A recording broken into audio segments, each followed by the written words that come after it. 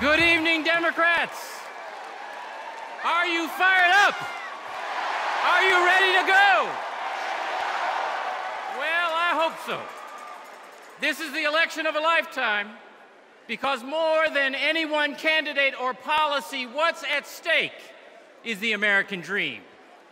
That dream, the ability to imagine a better way for ourselves and our families and then to reach for it, that dream is central to who we are and what we stand for as a nation.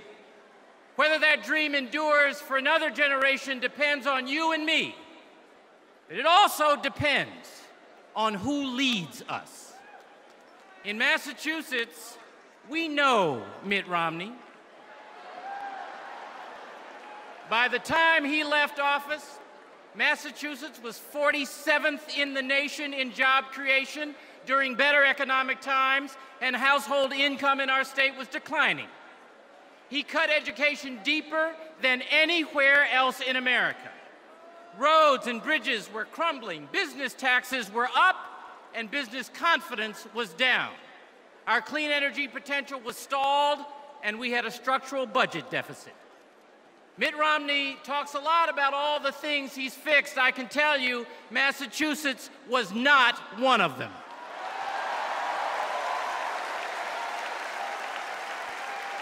He's a fine fellow and a great salesman, but as governor, he was a lot more interested in having the job than doing the job.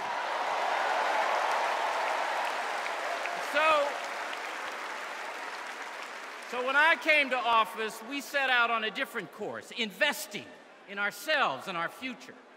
And today, Massachusetts leads the nation in economic competitiveness, student achievement, healthcare coverage, life sciences and biotech, energy efficiency, and veteran services. Today, with the help of the Obama administration, we are rebuilding our roads and bridges and expanding broadband access.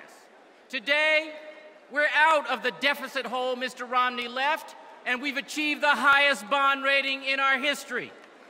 Today, with labor at the table, we've made the reforms in our pension and benefit systems, our schools, our transportation system, and more that Mr. Romney only talked about. And today in Massachusetts, you can marry whomever you love.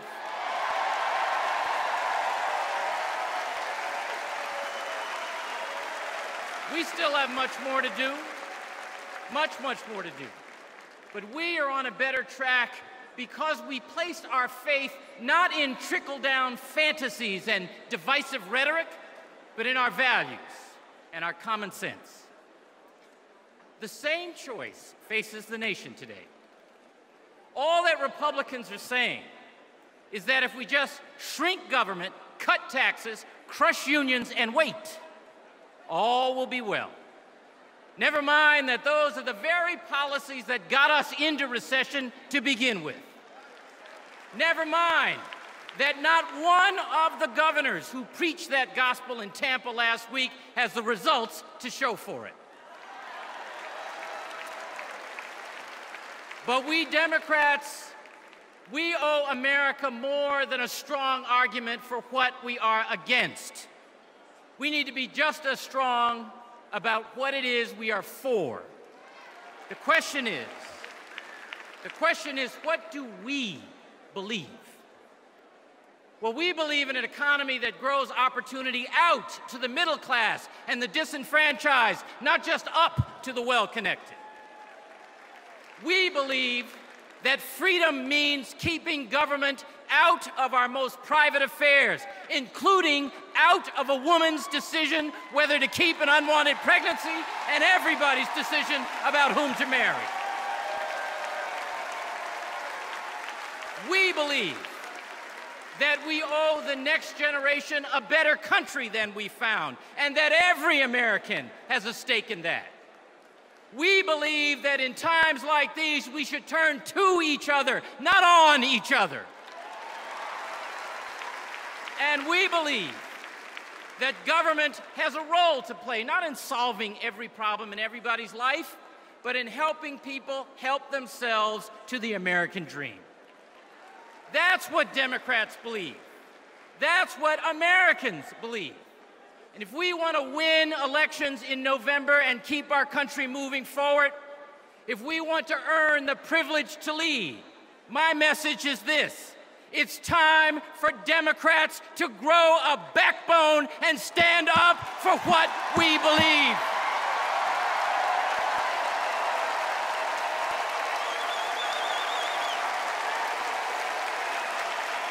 Quit waiting.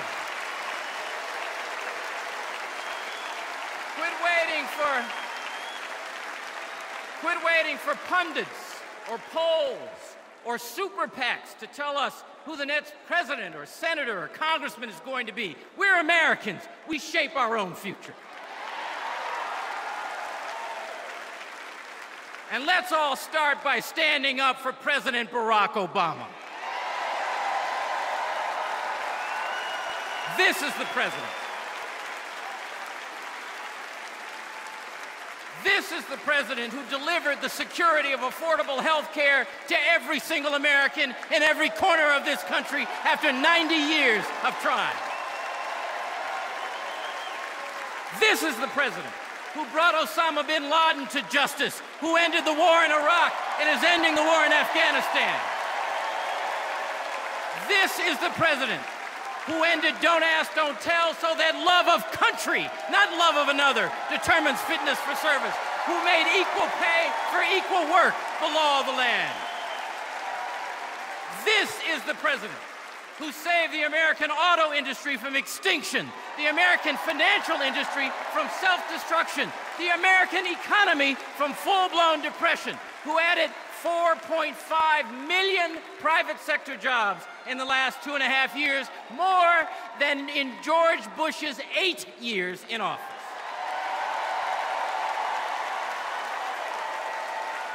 My friends, the list of accomplishments is long, impressive, and barely told.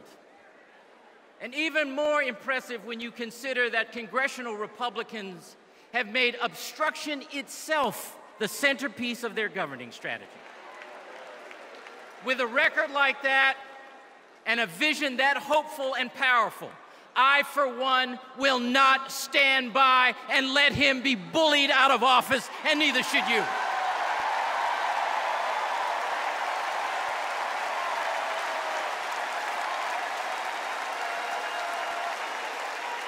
I want you to be clear. What's at stake is real. It's real. The Orchard Gardens Elementary School in Boston was in trouble. Its record was poor, its spirit was broken, and its reputation was a wreck. No matter how bad things were in other urban schools in the city, people would say, well, at least we're not Orchard Gardens.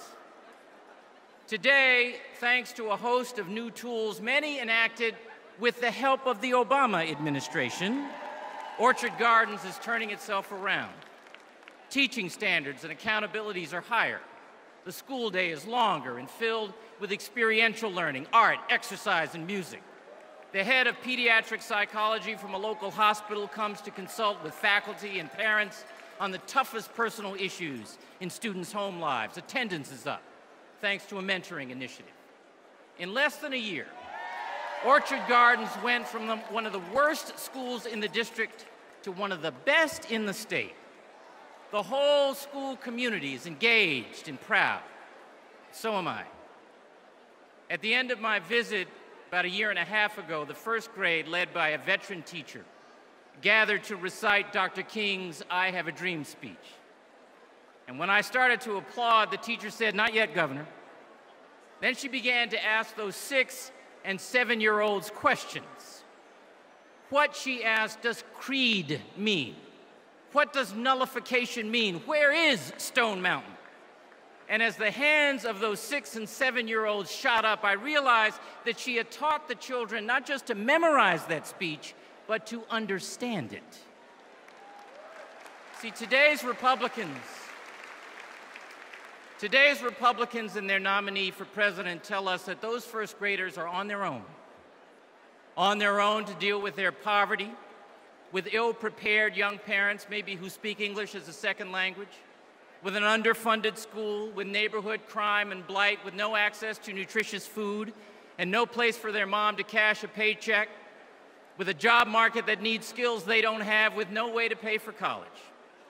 But those Orchard Gardens kids should not be left on their own. Those children are America's children too, yours and mine.